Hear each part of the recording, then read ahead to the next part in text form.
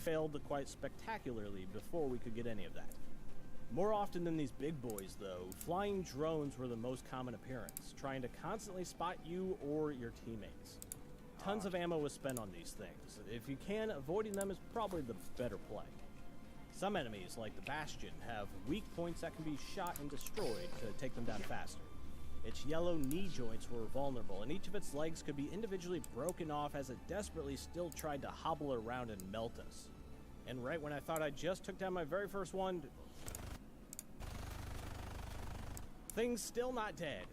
We eventually got it, though. Each of the maps in Arc Raiders puts a big emphasis on verticality.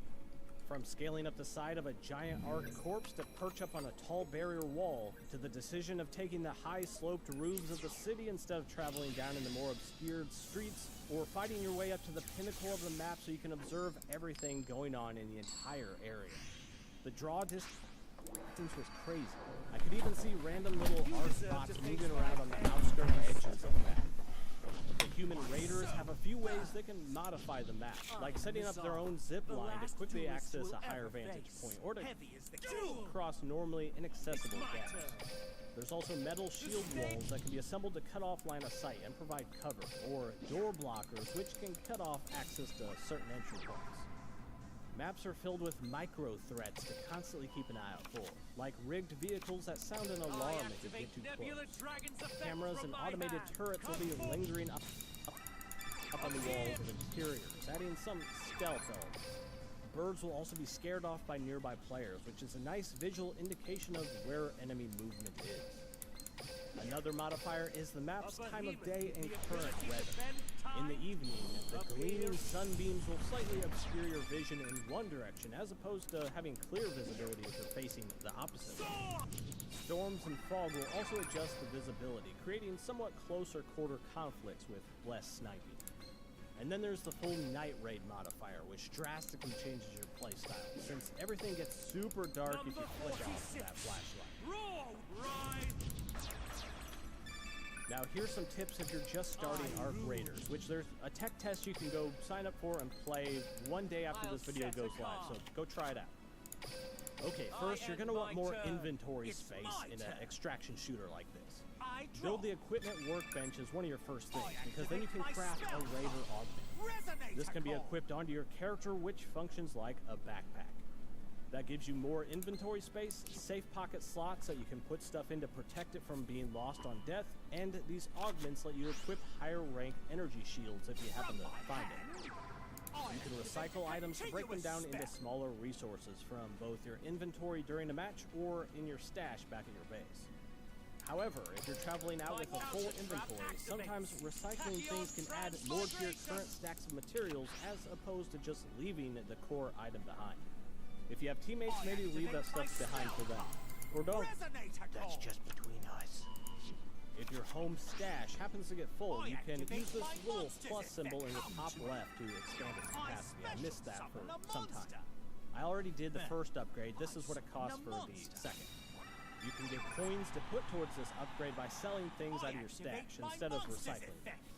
Also, keep a lookout for things labeled as valuables, and bring those home if you need some extra coins. Items marked as valuables usually sell for a high amount of coins.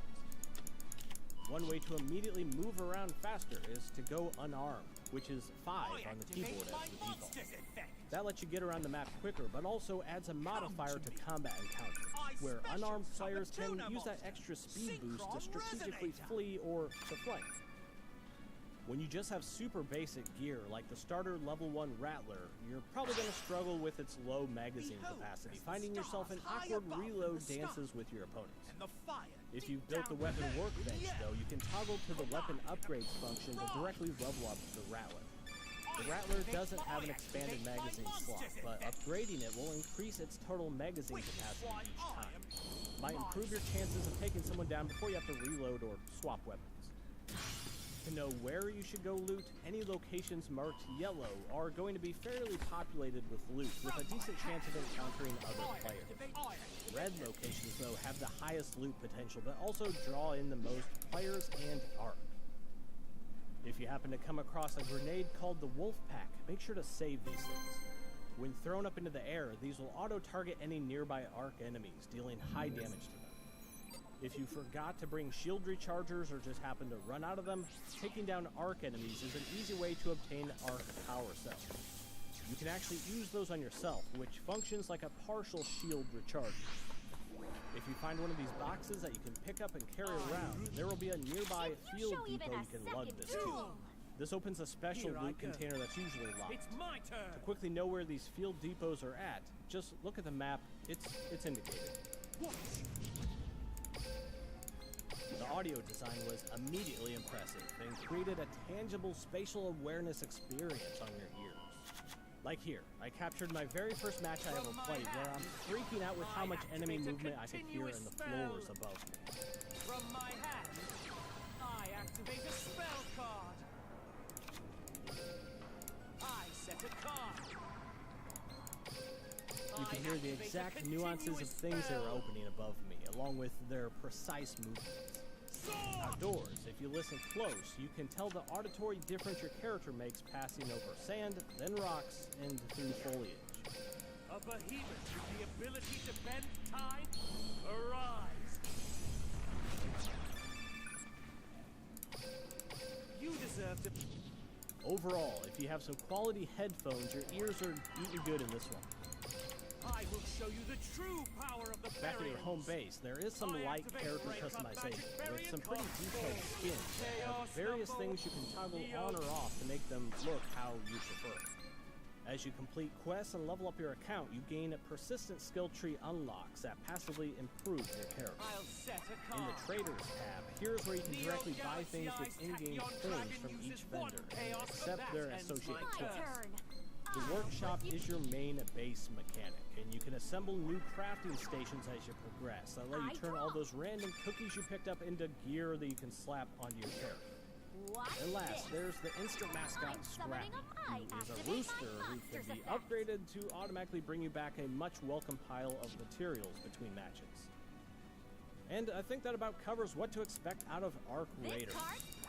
I think Embark Studios has another win on their hands after launching the finals in 2023, which I also loved. So it seems like they build their games just like how I prefer. Low jank, smooth gameplay, high frame rates, looks great. This isn't sponsored or anything, I wish, but I'll put a link down in the description if you guys want to check out the live tech test. Be vocal on what you like and what you'd like to see tweaked or added, since Embark actually does listen and this is still in development. Any other questions about the game, let me know. I'll try to answer them. As always, I'm Alex. Thanks for checking this out today.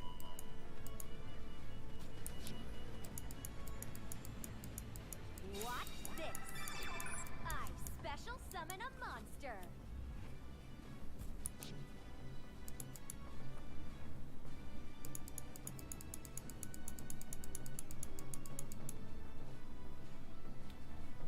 I know what to do! I activate my monster's effect! My counter trap activates! Tachyon transformation! So you probably heard about Arc Raiders, a game that was teased many years ago, made by Embark Studios, who also made the finals. And originally it was Arc Raiders and with our time playing the game, guys, we have a lot to say about it. Popping up left and right, which is what I really wanted to bring up today. Because Arc Raiders have something special here. So let's start with first, what is Arc Raiders? This is a third-person traction shooter developed by Embark Studios, and it's set in a future where humanity clings to survival underground, while the surface of Earth is controlled by swarms of leaking machines called Arc. Think of the Matrix, but without the Matrix parts. Now you're a raider who fetches supplies from the surface to support the cities of Speranza. And this sets up your classic extraction shooter loop. Mark a mission, loot supplies while fighting off AI robots and raiders. Back to life repeats. Now each round lasts 30 minutes. You'll spawn at a semi-random location around the edges of the map, and you'll be given several extraction points, each with their own countdown time, where you'll need to extract before the entire map is wiped. Now when you arrive back home, the materials you extracted with can be sold for coins, recycled for parts, or used to craft more weapons and gear that you can take with you on future runs. Over time, you'll earn XP to level up your skill tree, increasing your overall strength the longer that you play, which takes us to the development of this game. If you've been following Arc Raiders, then you know it's been a long time coming. almost 4 years ago, Embark Studios, What's which is a this? studio founded by ex-members of Special DICE, summon a unveiled their monster. initial I trailer at the activate my monster's 2021 effect. Game Awards. And at the time, Arc Raiders was set to be a free-to-play I looter activate a shooter continuous releasing in spell. 2022. However, shortly afterwards, plans changed. Embark had been working on Watch 3 separate this. projects simultaneously, I and one of them, special a summon a PvP-focused game, monster. began to show a lot of promise. So the studio actually shifted their timelines to push out the finals in 2023. Now let me just say the finals was one of my favorite PvP games ever. You don't see many arena shooters coming out these days. And the finals really brought something different. It's class Okay. systems, it's different I weapon types, exceed it's summon a destructible monster. environments, and it's tournament style vibes. It's fantastic. Now it was during that time frame that Arc Raiders had some fundamental changes. After adding I PvP to the activate game, my- Embark okay. decided Arc Raiders I needed to be exceed an summon a extraction monster. shooter, and that it would be releasing at a premium price activate point my of $40. monster's effect. I know these days it's a lot to ask. Now they announced an alpha, but lots of information was kept secret, so we didn't hear much about the game until tech testing began, which brings us to today. I've actually played this game through multiple playtests. Yes, Here I have I seen it. go. The game is staged. My The game is monster really effect. cool. You can jump in on a complete You do it, tutorial. please. You'll be brought to the city of Speranza, and here is where you have are a your fool main if hub. you think can I'm see your actually current It's challenges, my quests, turn. different navigation tabs, and your queue to enter a match. Up Now the here. different tabs actually contain graders, and it's here that you'll be able to I deal activate in different Nebula ways. Dragon's Think of these as effect almost from my like factions. hub. You got Time to Win, where you buy guns, Apollo, who has gadgets, Lance, who has medical supplies. You get the gist. Each of these vendors will trade coins for gear and will give you quests to complete in the game. Now, as you A level up, behemoth you'll unlock with the stronger ability to items bend and perks. time. This is one of several systems in Arise. the game that is geared towards that long-term progression. I Now, what I activate didn't a like about the Trader continuous tab is that spell. the background was just a still image. In one of the Of opening course. cutscenes, we see the same scene, but the people are actively talking and working in the city, which makes it feel very alive. But in the menu, it feels kind of dead. But hey, I'm also that guy that wants a social hub with the people that I'm about to go fight against. Now this takes us to the workshop. This is where everything crafted Number lives. 46. Different gear can be crafted Rise. into workbenches.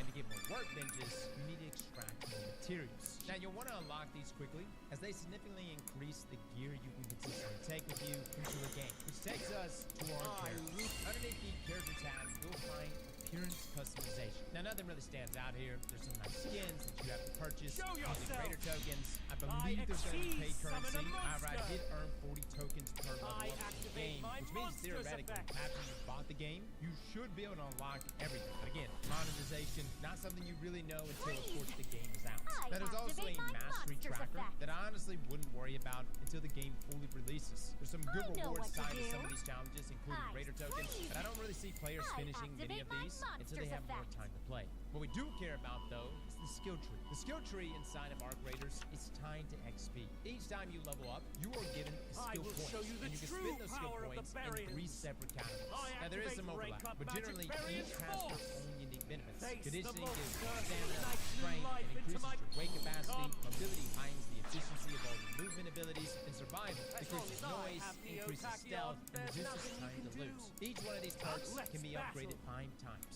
Now, I Go. heavily focus on mobility because I found myself running a lot. It is I didn't by see the your option attack. to You skill are tree though. reduced. Hopefully, over time, you can unlock all of these nodes. Now, for those wondering, is there a battle I still pass? have a- Yes. Actually, there's multiple battle passes. It seems like Embark has taken notes from Helldivers and how they set up their war bots. You see, each pass contains skins, currency, and some gadgets. And similar to skins, these passes require premium currency. Now, each one was priced at 500 tokens. So you would need to level up 38 times to afford them all, assuming you're only earning tokens via level ups. With all that out of the way, though, let's talk gameplay. This is probably going to be the most important portion of this video, even more so than the monetization. People just want to know, hey, is it a fun game? Now first, before you're able to enter the game, you're able to choose your loadouts. This will include up to 2 weapons, ammo, shield, heals, and any additional gear like grenades, traps, or barricades. Very typical of an extraction shooter. Now your raider has quick access slots on the right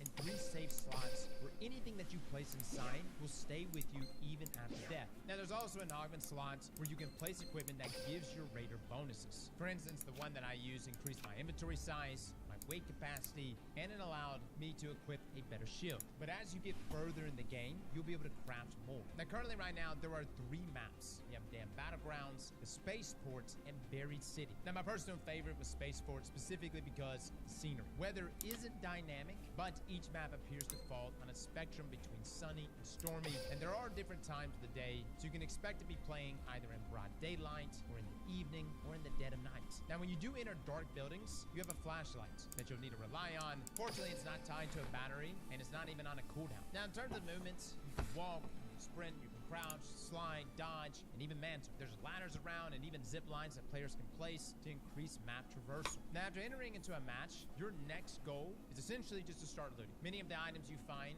either sell for coins or recycle for parts. However, some of the rare items include recipes to make new equipment back at home base. Now if you come across a recipe, it's best that you store it in one of your safe slots to guarantee you take it with you. Now different buildings on the map are marked as yellow or red, which signals there is more loot to be found there. Now while you're exploring, there are a lot of audio cues that can give away your position. Footsteps, breathing, birds, cameras rigged with alarms, lots of things to keep you on your toes, as any noise you make has the potential to attract nearby raiders. Which takes us to PvP. When fighting enemy raiders, you'll see little cues that indicate when you're doing damage to their shield. Your skin will light up with blue electricity, and after you've dealt enough damage, you'll actually hear a sound cue, which will alert you that the shield is down.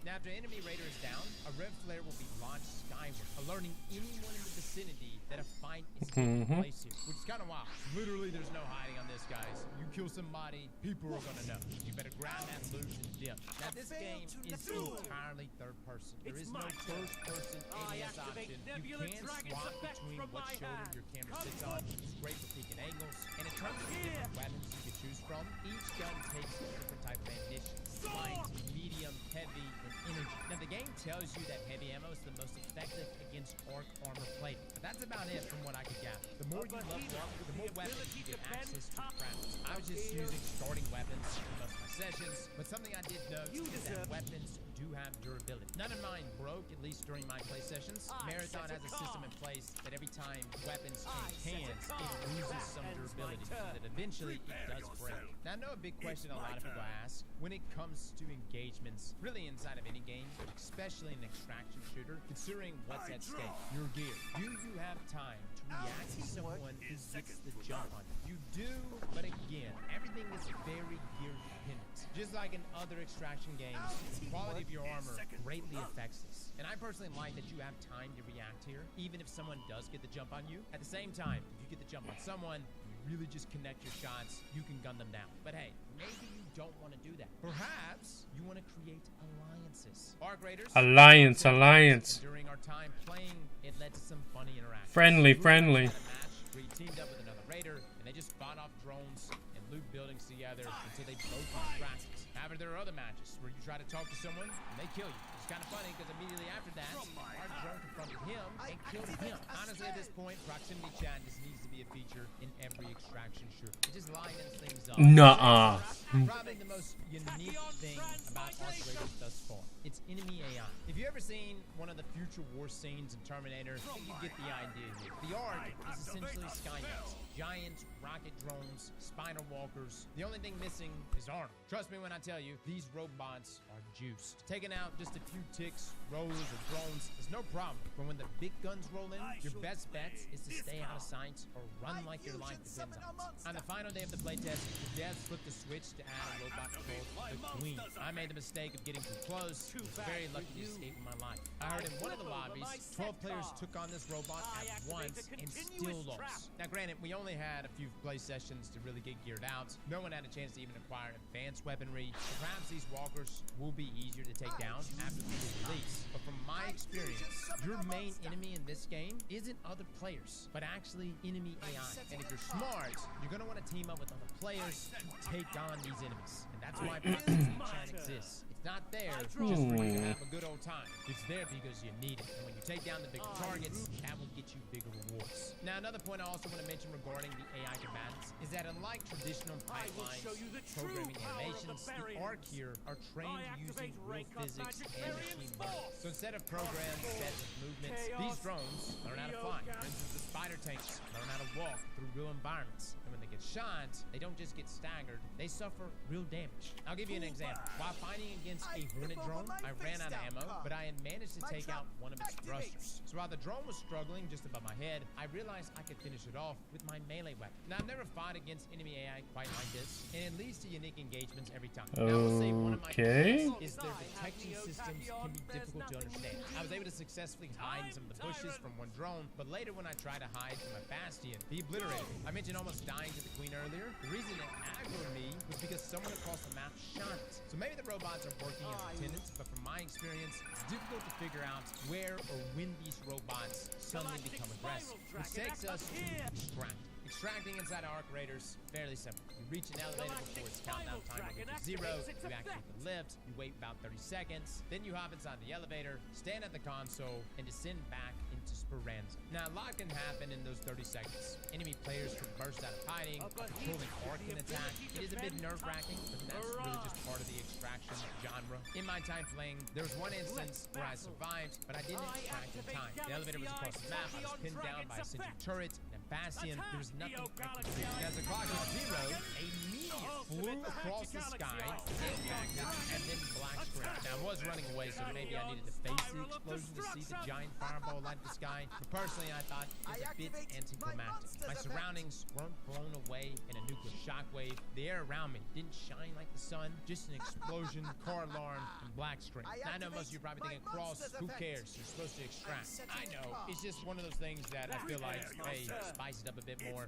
If you happen to still be in there after the extract time runs out, dude, make it nuclear, right? Getting killed by a rocket drone during the match shouldn't be more exciting than the black screen at the end of the match. Which takes us to sound design. Embark really has nailed the sound design here, guys. It's easy to tell when enemies are approaching, where from. Footsteps, breathing, and gunshots are super clear. The entire game has this like retro futuristic theme that is fully embraced by the audio as well. From the buttons you press to the background music that plays while you sort your inventory, it's a 10 out of 10 vibe. Overall, guys, I think ARC Raiders presents something interesting, unique, and even for my folks that aren't that crazy about extraction shooters, I think my PvE players might even find this game interesting, just for its AI combatants. Luke, who primarily just plays PvE inside of Destiny, absolutely fell in love with this game. Raiders every day over Marathon. The question is it got something here to stand not only against Marathon, but other extraction shooters? With a 2025 release date, $40 price point, sci-fi-based game, also an extraction shooter. There's a lot of comparisons you can make here to Marathon. Obviously, the games look vastly different. I would say the biggest thing here is whether or not the people are going to enjoy gunplay, considering it is a third-person shooter, which was quite a surprise for me, considering that the Finals was a first-person shooter. Whatever reason, though, they took this approach, and after my time playing with it, I get it. I really do understand why they made it a third-person shooter. It just feels right. Time will tell, guys. We will definitely be keeping an eye on this one. So far, I'm enjoying it, and I'm definitely interested to see where this thing goes from now until release. Fellas and ladies, thank you all for coming and watching, and as always, Slap that like button like your mama told you right. I rule over every dragon. Duelists, prepare for battle.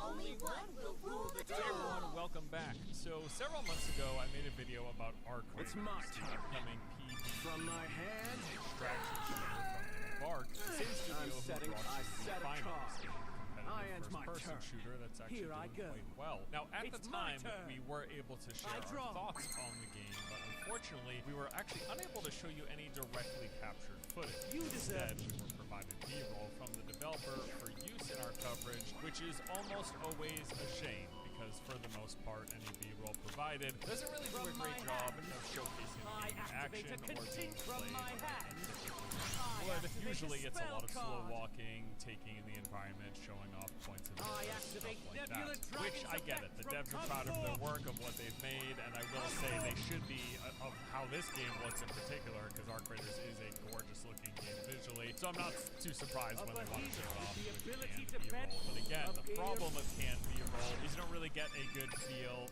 of what it actually looks like while a real person is playing the game, right? And the other concern that people have with canned B-roll for these sort of videos is that they're trying to hide the fact that the game's got issues, performance issues, and bugs, which I will say, in Arc Raiders instance, when I played it last fall, we didn't have any issues, so I was actually thoroughly surprised as to why they were just doing the videos with B-roll. But anyways, all of that changes as of today, because in addition to the preview that I played back in November, just this past week, I got another opportunity to check out the game, playing for a few afternoons, seeing some new stuff that they added, and getting quite a few good matches in. And as such, today, I actually have some good gameplay footage to show you. Yay, I'm thrilled, honestly, thrilled. All right, and speaking of which, I will say right at the top here that I have been pretty impressed with this game. If you enjoy the extraction genre, this does seem like it's going to potentially be another good one of those. It does a lot of things quite well.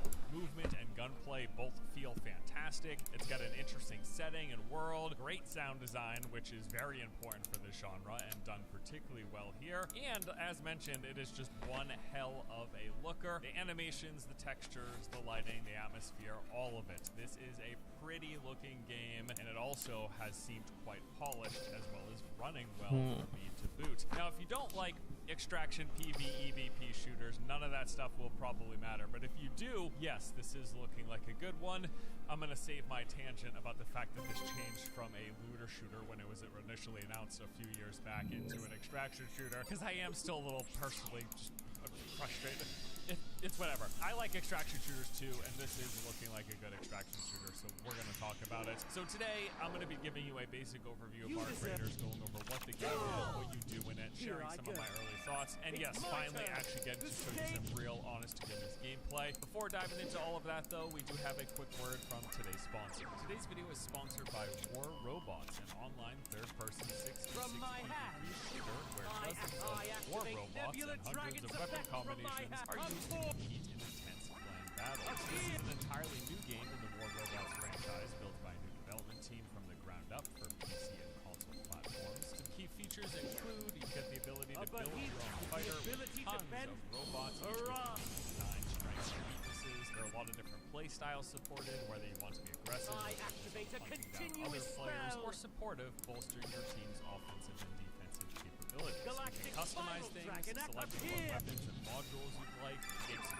group play with the aforementioned 6v6. You can join a clan of regular people you like playing with, or if you prefer playing solo as I do, they've got 3 different game modes across 4 different maps for you to enjoy. So War Robots originally launched earlier this year is now getting its second major update with Season 1 Act 2 Smuggler's Run. There's a brand new battle pass with loads of stuff to earn. You got the new Scorpion War Robots and the new Tusk shotgun weapon, Gamma Beam Psycho Gear, Homing Missile Psycho Gear, brand new wraps, decals, paints, and more. If you are interested and would like to learn more, you can check out War Robots for yourself. Be sure to use the link in the video description below and collect some free rewards.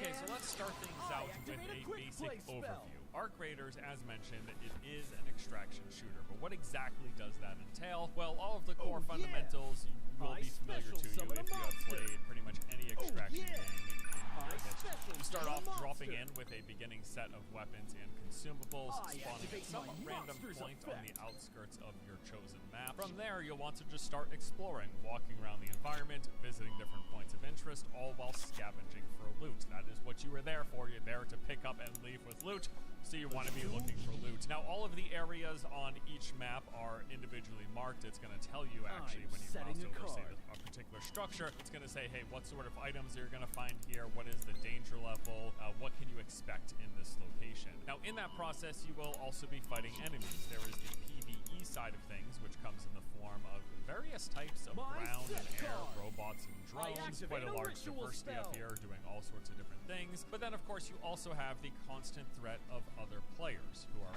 also in your lobby and will, without fail, shoot before asking questions. At least that has been the case in my experience, both on the giving and the receiving side of that equation, just saying. And yes, as is the case with many extraction games, it is true here as well that audio plays a massively important role. It's just one of those games where every single thing that you do will make a distinct sound. Every action, every movement, opening containers, attacking, of course, even just swapping weapons, all of it has particular sound effects associated with it, and as you play, you're going to learn what each of those sound means, and what it basically does is it just lets you keep track of what nearby players are doing, because either you'll be hiding from them or preparing to ambush them. That's the thing. You listen for the sounds. It's essentially 3D vision, but audio, right? You're using your auditory senses, and you're picking up on exactly what players are doing as you learn what these sounds are as you continue to progress. Like literally going from standing to crouching makes a particular sound. Swapping weapons makes a particular sound. Of course, shooting will make sounds. Bandaging makes a particular sound. All of it, and you learn that, and that tells you what players are doing as long as you pay attention. And those sounds aren't overwritten by. Am I gonna get one shot? I feel like I'm gonna get one shot. Drones going off all crazy, which they will do quite a lot. Oh There's god. various types of events and hazards to help spice up the action in runs, and ultimately, yes, you're trying to stay alive, you're trying to collect loot, and you're trying to extract with said loot, taking anything with you that you collected, and if you do so successfully, you will then be able to store any loot and currency that you have in your stash, then crafting some upgrades to make you stronger for the next run, advancing some larger account-wide progression systems, of which there are a few, and then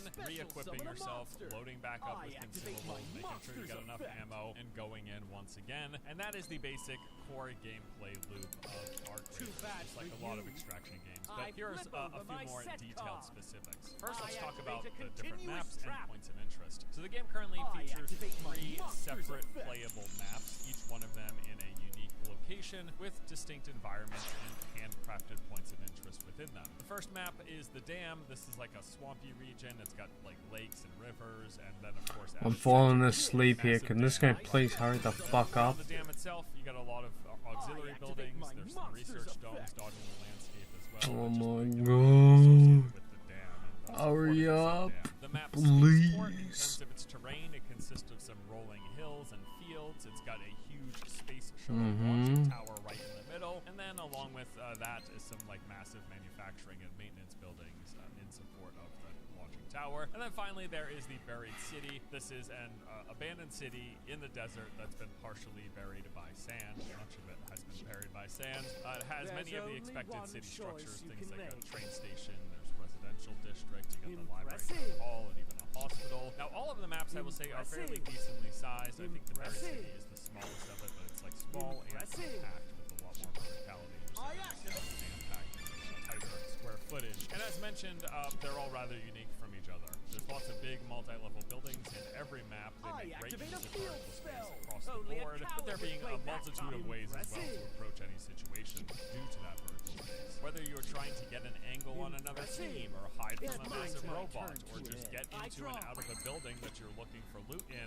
there's a lot of agency in terms of moving around these spaces. Many entrances and exits at various levels. The game even has a zip line in it that you can set up wherever you want, which helps play into the moving through this highly vertical environment. Now beyond the basic terrain as well as random structures, each map, as mentioned, also contains several distinct named points of interest. These will all be associated with the map's theming and location. They can also be highlighted as you have your map pulled up, and this is going to tell you basic details about the area. For example, it will say what category of a building is it. So whether that's going to Bro, come on, let me play. each of these categories coincide with specific types of resources and items that you're going to find there. Those resources and items you're farming to craft. Oh my god! Wow, you did it! You summoned another monster! Oh my god! Oh, he's got an effect! He's got an effect. Oh, that's so sad. Good job. Good job. You did such a good job, little guy. Oh, yes you did. Yes you did. You did such a good job, little guy. Oh my god, those guys actually... they're the Master Duel players who come over from Master Duel, and they're like, how long can I truly make this turn go for? 30 minutes? 3 minutes? An hour? 6 hours? Are you done? I've got things to do. Are you done with your turn? Well, I'm actually redrawing my whole deck right now. I'm restarting the whole deck, redrawing, doing my combo again. It's like, okay.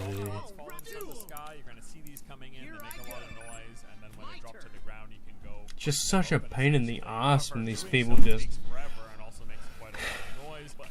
They go for the annoying... I'm gonna take as long as I can. There's also a lot of environmental noise generating things on all of the maps. Like so fucking gay. Birds that if you fly too close to, they're gonna walk away. That makes some noise. You got security cameras that if they spot you, they're gonna set off an alarm. That makes some noise, of course. And all of these things are just ways of alerting other players to your presence. So it's things you're gonna want to. I draw. And then, of course, lastly, being an extraction game, every map it has extraction points. These are in set locations. Several of these are on every single map. You pull up your map, they will be marked. It's going to have a countdown timer as well that tells you how much longer you have before that extraction area closes. And there are two main kinds. You've got the group extraction points. These are things like metro stations or elevators, but there are also solo extractions via these hatches, although the big difference there is that you actually need to use a consumable key in order to solo extract, but the group extracts can be done by anyone at any time. It just takes some time for the thing to either the elevator to come up or the metro to arrive at the station, and it's also noisy as well. Other players will know what's happening, whereas the solo extractions, if you have a key, you just walk there, get in the hatch, go down, and you're all set. Now, outside of the static nature of the maps themselves that are then further mixed up with some of these dynamic events, the day-night cycle and the weather, you've also got these global events that can take place where they will take an existing map and put just a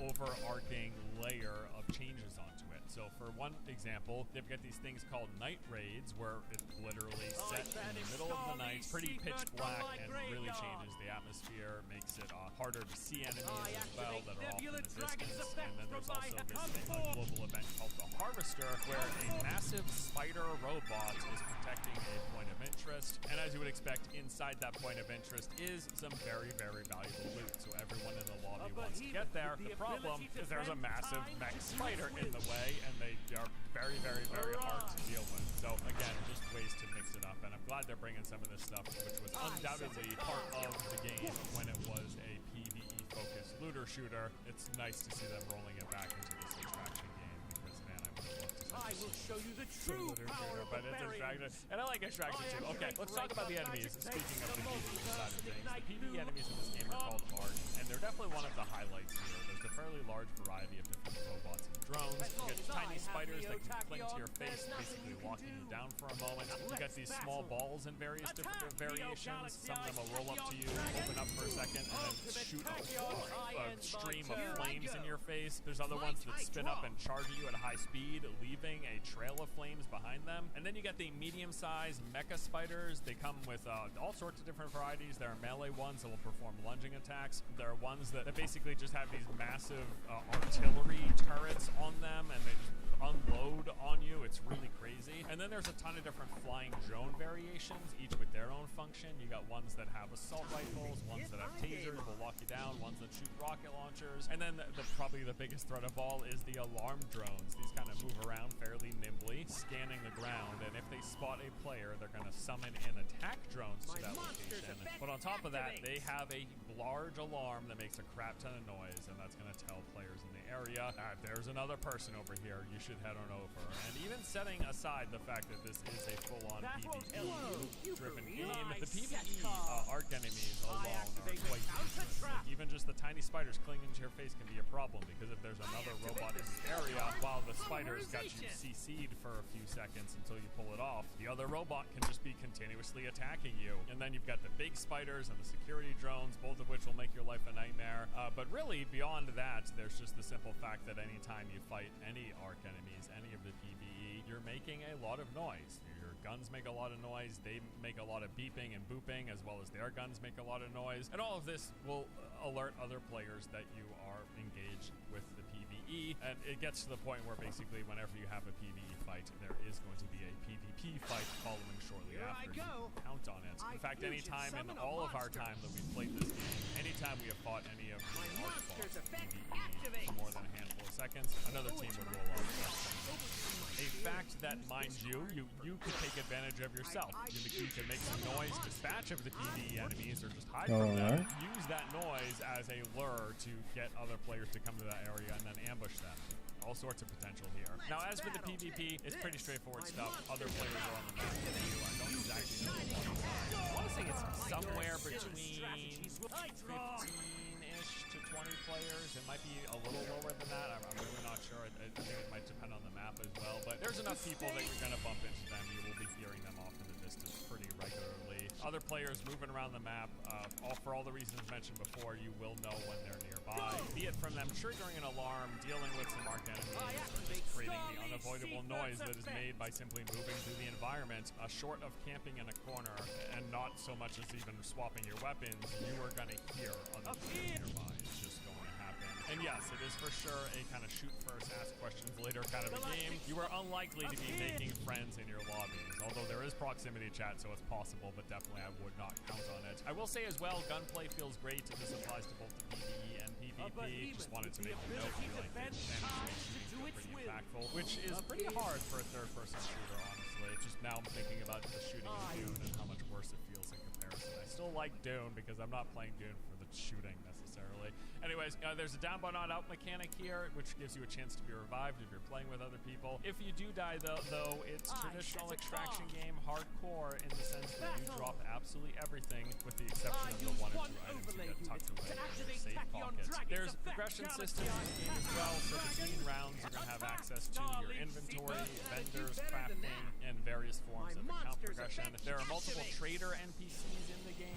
These are security, the gun shop, the grenade shop, and the medical bay. They sell you basically a host of items from basic materials, solo hatch keys, ammo weapons attachments, binoculars, zip lines, healing stems, armor, other stuff. They also give quests.